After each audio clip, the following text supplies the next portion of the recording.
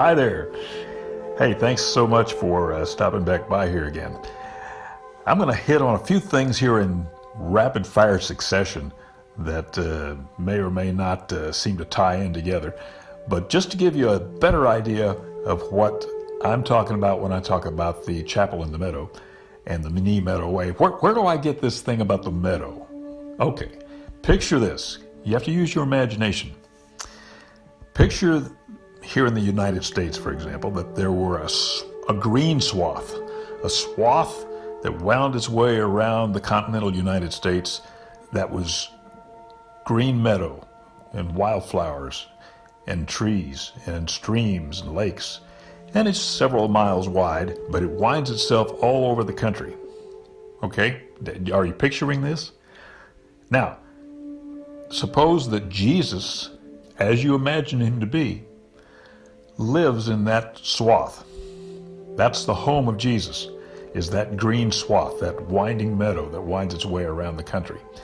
And he walks every day through the wildflowers and through the forests. And you can walk with him if you have what it takes to get through the gate. There's a gate to get into that meadow.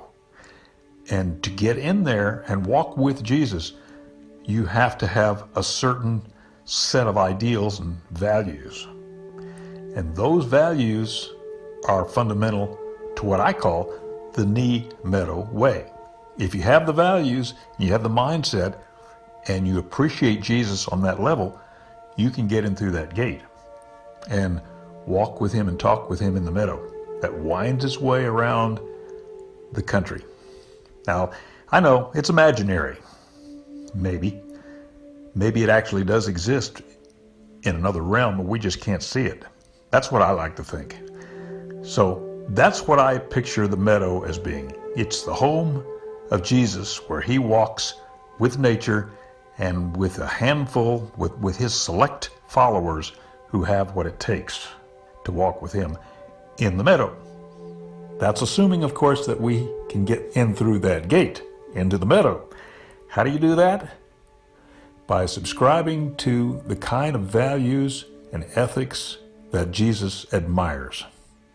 And the way you learn those things is through the chapel in the meadow, or the meadow way. What does mean? Naoi? Well, when I have more time, I'll get into that. It's a Gaelic word. It means 9. You've seen that little logo, right? It looks like a Rubik's Cube or a tic-tac-toe square, has 9 squares on it. Those 9 colored squares of that Rubik's Cube looking icon correspond to the word 9, which in Gaelic is Naoi, pronounced ni. So what are those 9 squares? What do they represent? We'll get into that later on in another discussion. Now, you've heard me talk about the trines, right? Things come in threes in the universe. My favorite trine of all is the trine of stewardship. We know already that consists of positive nature, which in turn consists of 3 things: peace, beauty, and life. Now, let me tell you real quickly what positive nature is all about. In order to understand that, you have to go back and understand who or what is God. And we've talked about that one before too, right? God to me is something that we can't really know. God is out there somewhere. He, it, she, whatever it is, created all that is and looks over and controls all that is. But we can't get there because we're too small or we're too far away to ever actually find God. Our conduit, our intermediary to God, is Jesus. We believe that he does have contact with God. Is Jesus God? No, probably not.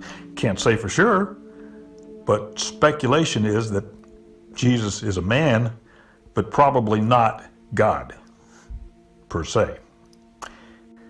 Now, back to the trine of stewardship. You remember what that is, right? The trine of stewardship of nature is what? Three things. It's peace, beauty, and life. And we are supposed to be the stewards of those three things on earth. Let's go back to the book of Genesis.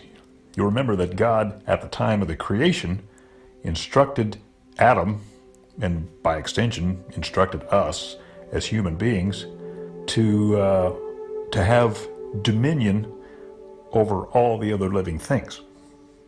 And I think by that, what he meant was, it's up to us, he's assigning us the task, the responsibility of being the caretakers of the other living things that he's created.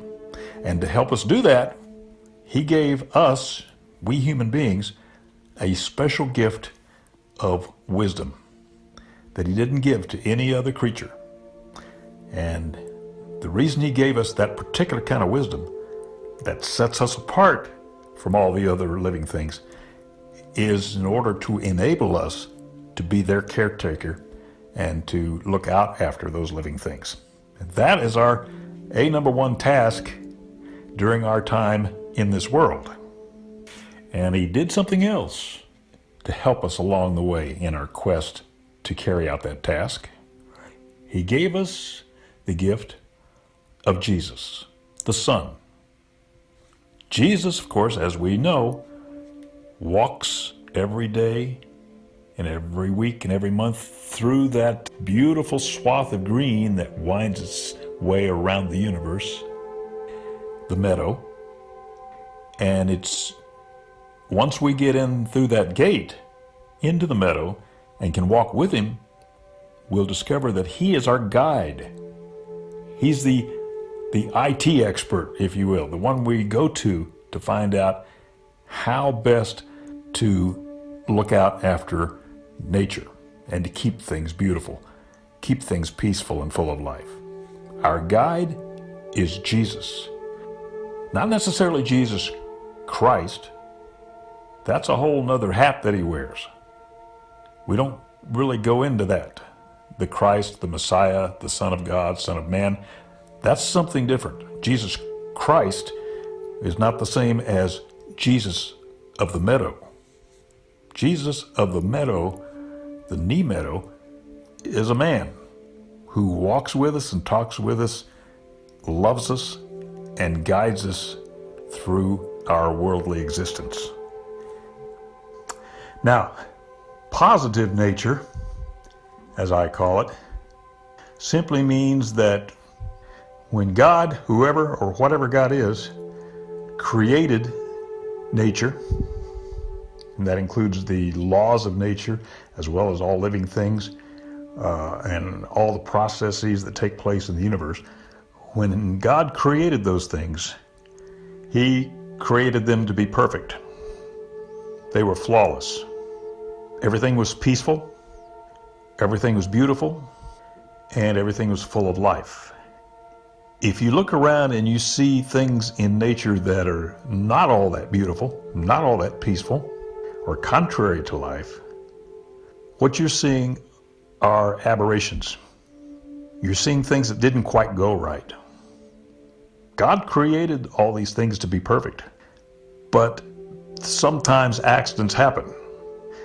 So if a tornado moves through town and kills some people, it's hard to say, well, how can that be positive nature? That's not beautiful, peaceful, and full of life. That's full of death. It is, that's true. But it's an accident that happened. And accidents happen all the time by fate. We can't stop those from happening. So anytime you see the beauty and the peace and the life of positive nature interrupted somehow, maybe by a tornado or maybe by war or by the actions of unsavory people, then what you're seeing is an aberration. You're seeing an accident that happened that nobody counted on. So yes, beautiful, positive nature can at times become ugly, negative nature. But that doesn't change the fact that it was created in the first place to be positive and to be beautiful.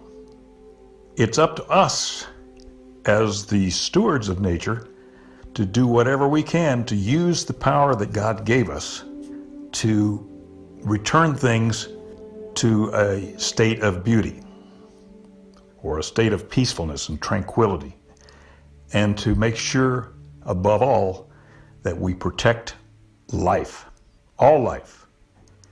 Doesn't matter whether it's human life or some other life. It might be the life of an oak tree or the life of a fruit fly. Life belongs to God, and God instructed us to be its caretaker. So everything we do in our human existence on this planet should be dedicated 100% to making sure everything around us is peaceful and tranquil and serene, all is beautiful, and celebrates the miracle of life. It's up to us to counteract those ugly negative things that sometimes happen. But I'm out of time for now. Until we meet again, may God be with you, and you have a blessed day.